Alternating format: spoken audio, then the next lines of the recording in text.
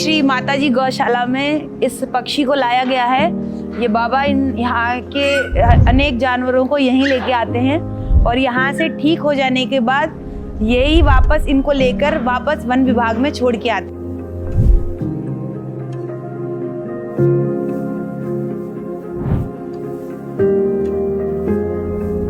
ये देख सकते हैं आप, इसका इतना पैर टूट गया है। इसमें घुटने तक का पैर इसका काटा हुआ है।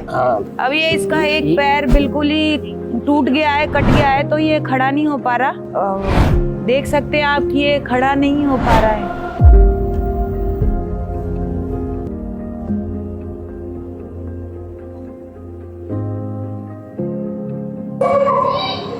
ये जैसे देख सकते हैं आप कि इसका घाव जो है भर गया है। हम तो पट्टी इसलिए बांध रहे हैं ताकि इसके पैर को सपोर्ट मिले और इन्फेक्शन से इसका बचाव हो जाए।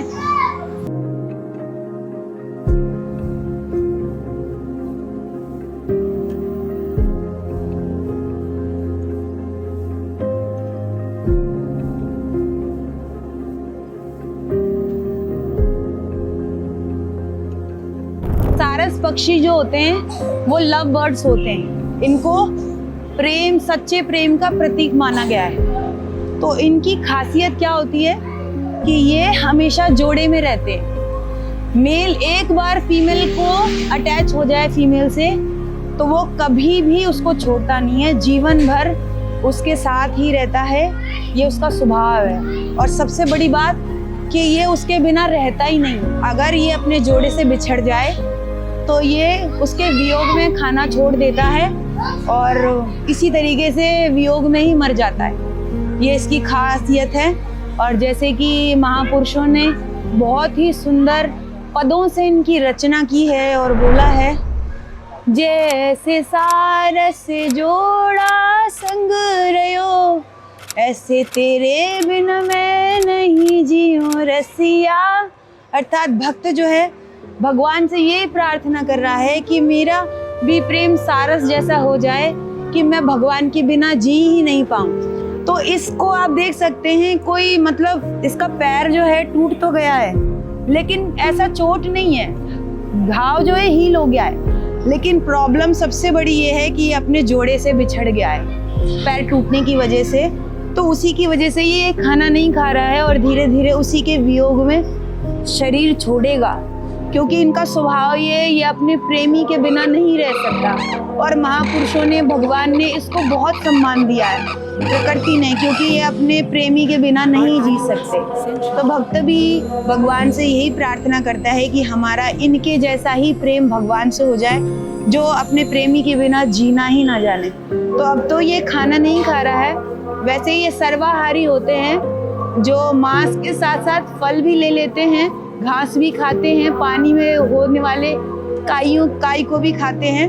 तो अभी ये कुछ नहीं खा रहा है तो हमने इसको दूध पिलाया है और अब हम थोड़ा सा इसको फल खिलाएंगे अपनी इच्छा से। तो ये कुछ भी नहीं खा रहा, अपनी उस जोड़े के वियोग में जी रहा है। तो अभी हम इसको फल खिलाएंगे, चाहे जबरदस्ती सही, क्योंकि हम चाहते हैं कि ये जीवित रहे। जैसे कि मांस खाते हैं ये, हम तो ठाकुर जी के परिवार से हैं तो हम लोग मांस तो नहीं खिलाएंगे इसको, इसलिए हम लोग फल खिला रहे हैं। देखो इसको खुद ही ये ले रहा है अंदर।